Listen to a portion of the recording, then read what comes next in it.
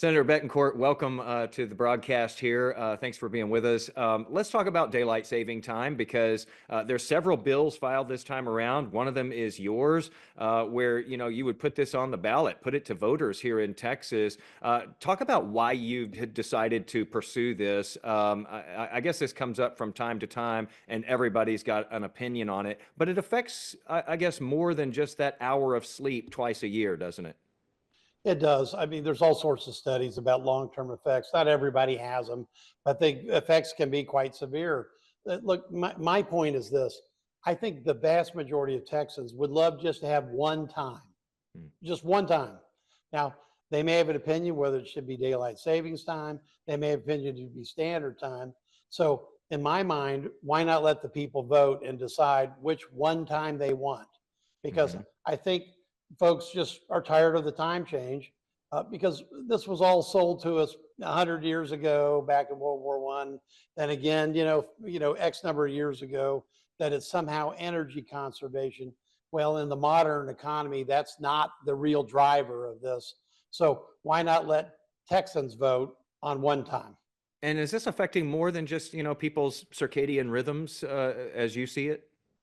Well, I think it affects a lot of things that people have to carry with them. It's yeah, you always seem to have the next day, the next Monday, a time change hangover, whatever the best way to describe it. But then, and I noticed that this week. Well, all of a sudden here in Austin, it's sunrise is 7:45 in the morning. Okay, so Mm-hmm. it's a different mindset about when you're getting up, when you're getting out. And for me, I think that at this day and age, we just can go to one time and let the public decide because, quite frankly, with all the automation that you have now in phones, okay, we could humorously split it 30 minutes if the feds would allow it and say that's it too. Mm. But we don't have that option under federal law yet. That's a good point that the feds have to allow it. So the way this would work is you all would deal with it in the legislature. It would have to be put on the ballot for voters to decide this November. And then depending on how they decide, we would still have to wait on Congress to act and for this to be moved along at the federal level for it to actually be put in place. Is that right? Right, because there are states like Arizona that and others that Hawaii, et cetera, that have gone to just standard time. Mm-hmm. But to go to daylight savings time, you have to have federal legislation. It was Mm-hmm. called the Sunshine Act by Senator Rubio before he became Secretary of State.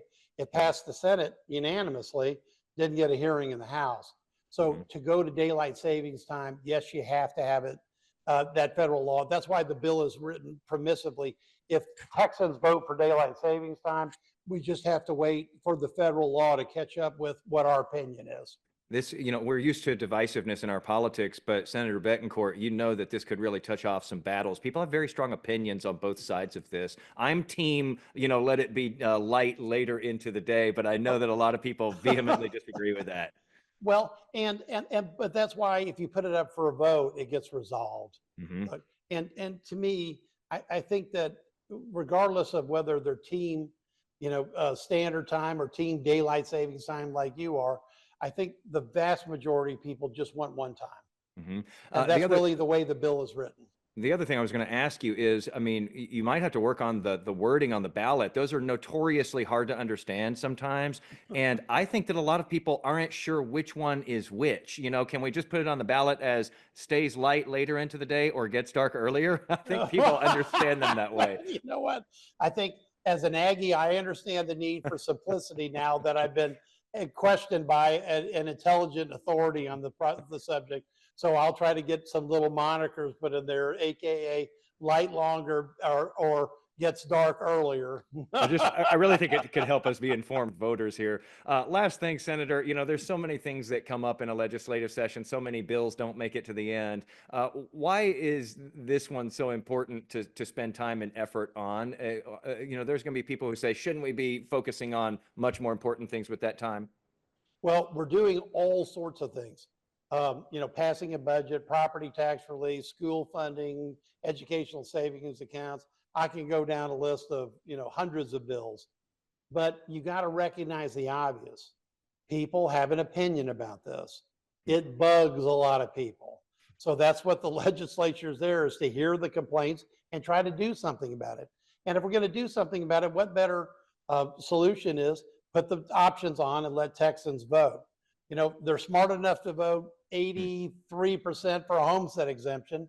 And I'm pretty sure they can solve this if they're given the two choices and let the people vote on it.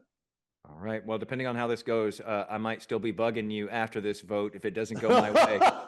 Senator Bettencourt, thanks so much for taking the time.